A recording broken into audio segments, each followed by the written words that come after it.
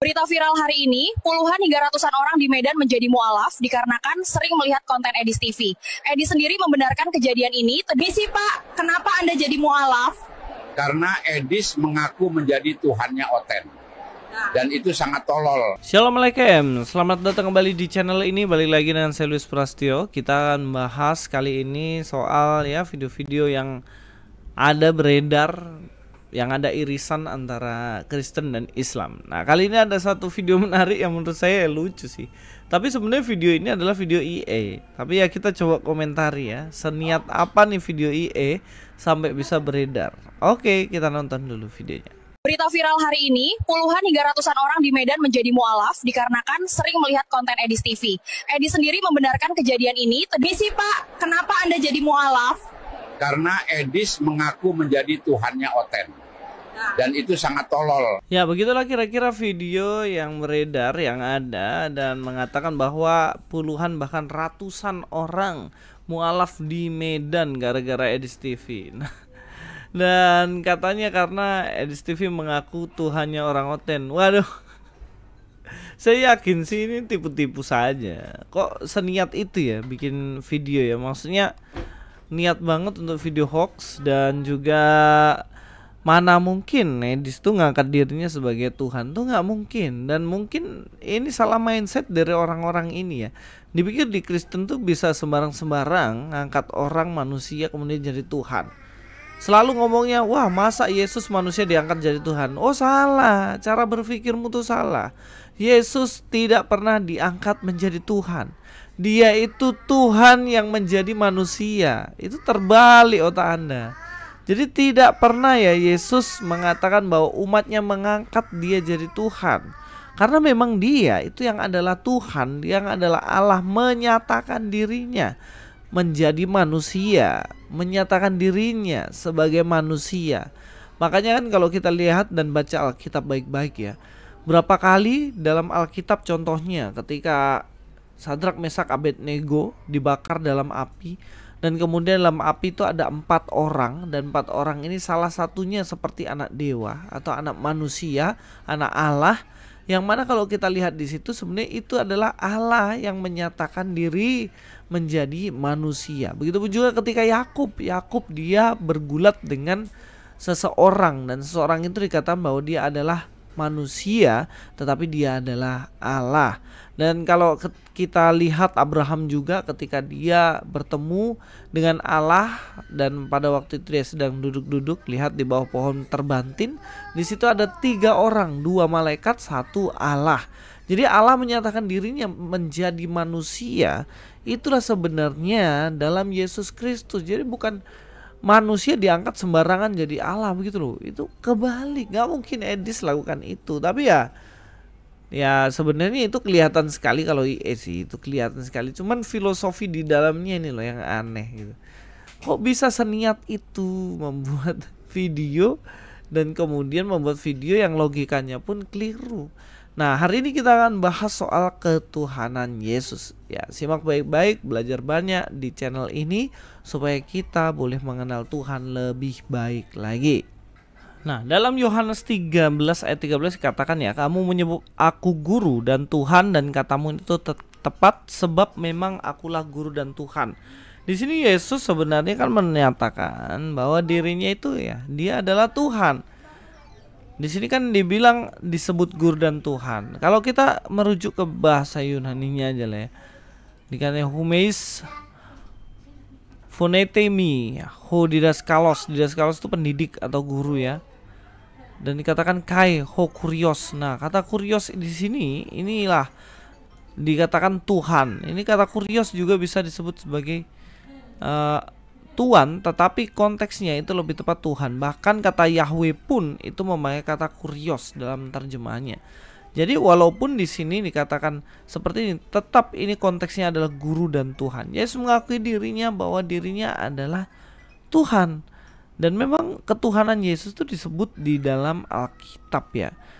Tidak hanya ini, sebenarnya banyak sekali. Cuman saya hanya ambil beberapa ayat-ayat saja supaya kita semua mudah memahaminya. Yesus itu menyebut dan mengakui bahwa dirinya adalah Tuhan.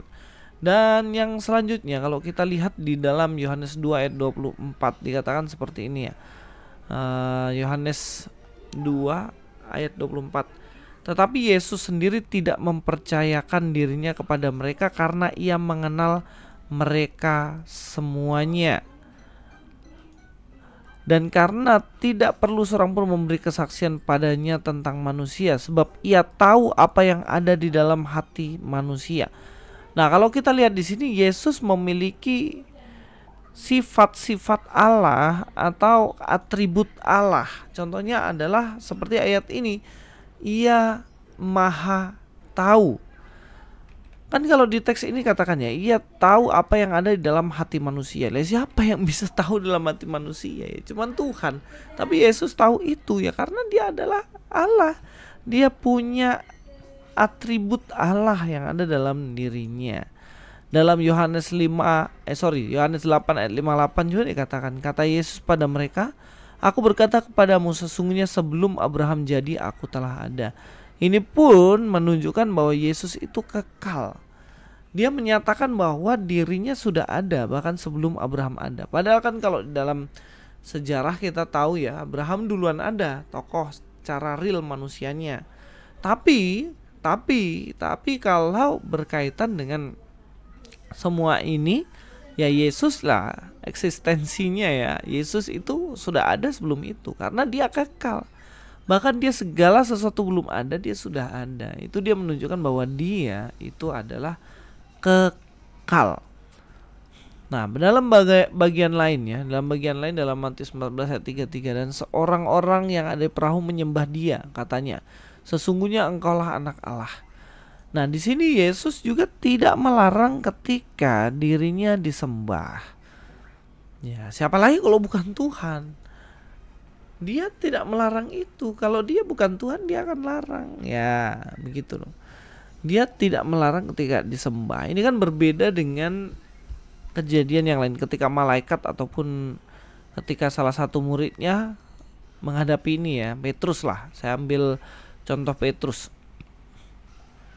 Dalam Kisah Para Rasul 10:25, ketika Petrus masuk, datanglah Kornelius menyambutnya dan sambil tersungkur depan kakinya, ia menyembah Petrus. Nah, di sini katakan Petrus disembah nih sama mereka. Tapi apa yang dikatakan? Tapi Petrus menegakkan dia, katanya, bangunlah, aku hanya manusia saja. Nah, tentunya dalam teks-teks ini kalau Yesus dia oke lah, aku bukan Tuhan, aku manusia saja. Ketika disembah ya dia nggak mau kan. Tapi kan faktanya dia mau. Berarti dia mengakui dan mengiyakan bahwa dirinya adalah Tuhan. Karena Petrus menolak. Apakah hanya Petrus? Oh tidak. Malaikat pun menolak ketika disembah. Dan itu ada dalam kitab Wahyu. Nanti teman-teman cek saja sendiri. Selanjutnya dalam Lukas 7 ayat 48 dikatakan begini. Lalu ia berkata kepada perempuan itu, dosamu telah diampuni. Nah, dosamu telah diampuni. Ini menunjukkan bahwa Yesus bisa mengampuni dosa manusia. Loh, yang bisa mengampuni dosa manusia siapa? Ya Allah kan. Tapi di sini dia bisa mengampuni dosa. Makanya dianggap sebagai penistaan. Kalau kita lihat ayat 49, dan mereka yang duduk makan bersama dia berpikir dalam hati mereka, siapakah ia ini sehingga ia dapat mengampuni dosa? Ya kan? Tetapi Yesus berkata pada perempuan itu, imanmu telah menyelamatkan engkau, pergilah dengan selamat. Sehingga ia dapat mengampuni dosa. Mereka berpikir, loh kok bisa dia mengampuni dosa? Dia kan manusia biasa, dia bukan Tuhan. Makanya di sini sebenarnya teks-teks menyatakan bahwa Yesus Tuhan tuh banyak banget. Cuman ya karena malas berpikir aja orang-orang ini yang ngaku cerdas. Orang-orang yang selalu mengaku cerdas tapi malas berpikir dan malas research. Karena ya memang gak terbiasa dengan referensi, ya kan? Biasa seperti itu. Makanya kalau kita lihat juga ya di dalam Kolose 1 ayat 16. Ya kita lihat dalam Kolose 1 ayat 16. Saya agak nih dikatakan seperti ini. Karena di dalam dia telah diciptakan segala sesuatu yang ada di sorga dan yang ada di bumi, yang kelihatan dan tidak kelihatan, baik singgasana maupun kerajaan, baik pemerintah maupun penguasa. Segala sesuatu diciptakan oleh Dia dan untuk Dia. Ini Yesus Kristus. Dia juga pencipta. Loh, Yesus belum ada kok dia pencipta. Saya sudah bilang ya, eksistensinya ya udah ada. Sudah ada sejak dulu, sejak segala sesuatu belum ada, dia ikut menciptakan. Itu seperti yang ada dalam Yohanes 1 ayat yang ketiga. Jadi teman-teman, kalau dikatakan bahwa orang Kristen tuh ngangkat manusia jadi Tuhan sembarangan, oh enggak. Yesus tuh membuktikan dirinya bukan hanya manusia. Banyak orang ngaku dirinya Tuhan, iya kan? Tapi kan tidak bisa membuktikan ketuhanannya. Apakah dia benar-benar Tuhan? Apakah bisa melakukan apa yang Tuhan lakukan? Karena enggak. Yesus nggak pernah ngomong, contohnya ya, aku Tuhan, sembahlah aku. Tapi dia membuktikan bahwa dirinya Tuhan. Ya mau bagaimana lagi, ya kan? Makanya ini kalau belajar itu yang benar. Jangan cuman ikut-ikutan apa yang tokoh agamamu bilang dan tidak mau riset sendiri. Ini silakan nih. Jadi benarkah di Medan ada ribuan ratusan orang dia mualaf karena Edis TV? Ya, kocak aja cuy. Oke, terima kasih. Ini saja Luis Prasetyo. God be with you all.